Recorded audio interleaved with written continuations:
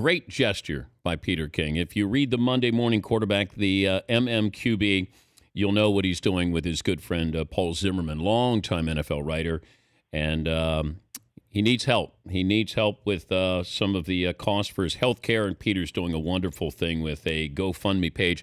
Pete, let me start there with Dr. Z, if you'll let the audience know how they can help.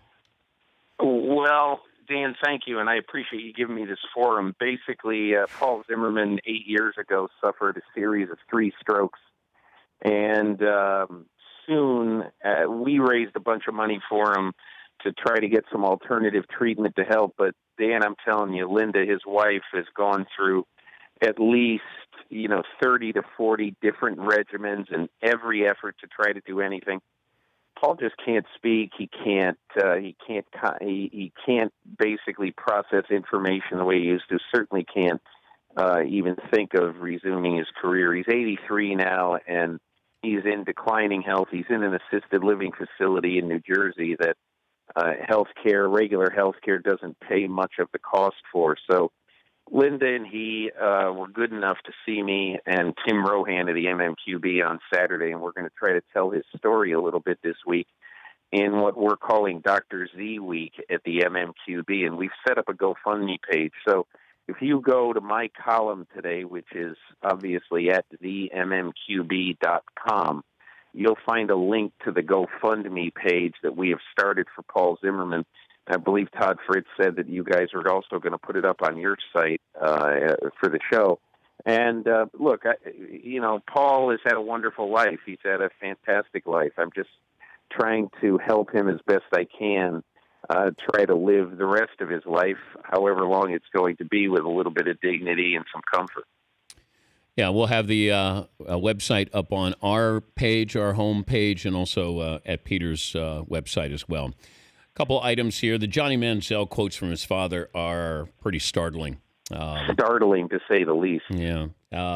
He's a druggie. It's no secret that he's a druggie. This according to his dad. He said this Friday in an interview with the mothership. I don't know what to say other than my son is a druggie. He needs help. He just hasn't sought it yet. Hopefully he doesn't die before he comes to his senses. That's about all you can say. I don't know what else to say. How did we get to this point, Peter? Well, Dan, what I find amazing, I was explaining this to my wife over the weekend about Manziel, because he's such an amazing story, and I was telling her how his teammates, how about Von Miller, absolutely loves Johnny Manziel. Mm-hmm. The Detroit Lions picked a long snapper this year who had, basically grown up in Texas and knows Johnny so well, who said he'd drop everything to go help Johnny. People who've been around him and who've been teammates with him absolutely love this guy. He's a great friend, a great teammate, but he's got this demon that he just simply can't get rid of. And, to me, Dan, I think what his father says is right. I think the best place for him right now would be in some drug program. And if it has to be, behind bars, then so be it. But he's obviously not going to be able to do anything with his life until he can lick this. I mean, I've heard a bunch of people saying, just get him back in the structure of a football team and he'll be okay. Well, it's never worked before. The Al Jazeera HGH story, of course, attached to Peyton Manning, but now that he's retired, we've shifted it to Julius Peppers, also Clay Matthews, some baseball players in there. But the NFL says the Players Association has been stalling, preventing the NFL from interviewing these players. What's the next step? What happens with these players in this report?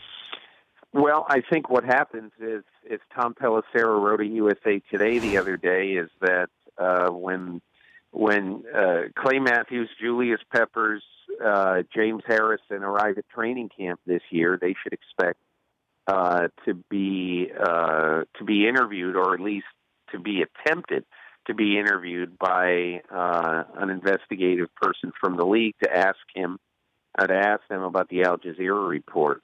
Mike Neal, formerly of the Packers, is now a free agent. The league says will be interviewed before then. And, I think I've been wondering, I said, what is the league waiting for? And so the league claims It's the NFLPA, and look, I think a lot of people might come down and say, well, the NFLPA is being obstructionist, and I guess you could argue that, but the bottom line is, Dan, the NFLPA just simply does not trust what the NFL has done and is doing, in its investigations.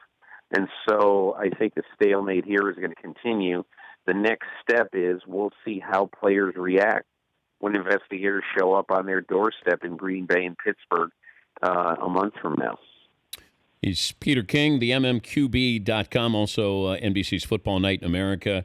A couple other things I saw where the Eagles are basically going to have Carson Wentz go through all of this, but then not have him active during the season. So you're going to have, they spent money on Bradford and Chase Daniel, but Carson Wentz not playing this year is the game plan? I think it's easy to say on June 26th, 27th, whatever it is, that Carson Wentz is going to be the backup the whole year, and he very well could be. It worked with the Bengals and Carson Palmer now 13 years ago in his rookie year. He basically sat and watched. And so it very well could happen. But, look, Doug Peterson's not stupid. If they go to training camp and Carson Wentz is on fire and playing significantly better than one or both of those guys, he's going to be active on Sundays. Now, do I expect it to happen? Not at the beginning of the season, but I think it's.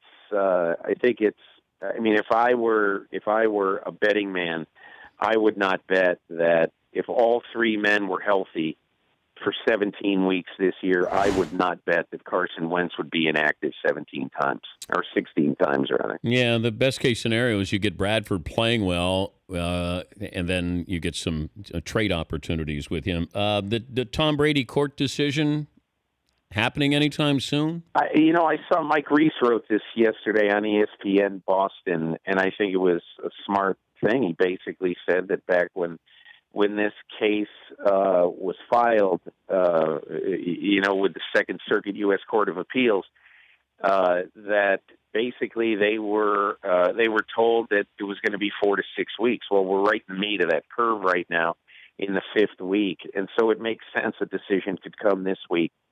And if they would do it the way the NFL does things, they do it at 4:59 p.m. on Friday of the holiday weekend. Of course. But it wouldn't surprise me. But still, obviously it's a long shot that the case is going to be heard. But I still think that it's a very, very anxiously awaited decision by the Second Circuit.